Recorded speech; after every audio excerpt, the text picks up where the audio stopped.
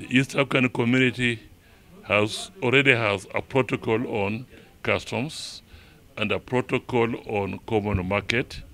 They're working towards a protocol on the monetary union, and the heads of state thought it in their wisdom that before we get into the East African Federation, we should pass through the stage of confederation. We had the experiences of the defunct East African Community, which collapsed in 1977. And it collapsed mainly because of the differences between the leaders in the community at that time. In the formation of the then East African Community, the people of East Africa were never consulted.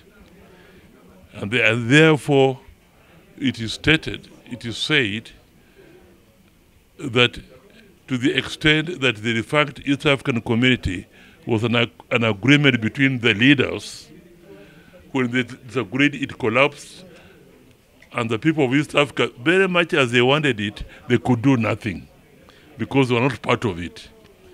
This time round, bottom up, we start this consultative process so that the people of East Africa are actively involved in the formation of the confederation and ultimately the federation. And therefore, they will be the ultimate guarantors that the federation can continue because they have been involved in it.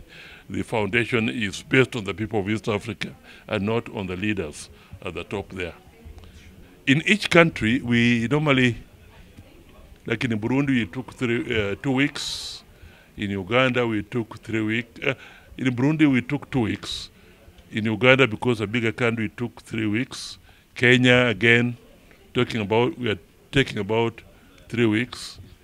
The next will be Tanzania, and then Rwanda, at least for this year. And then maybe early next year, we shall take on the South Sudan and then the Democratic Republic of Congo. So by mid next year, we would have finished the consultative process.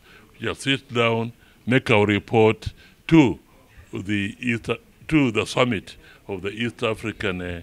We'll then make a decision on what should be done thereafter.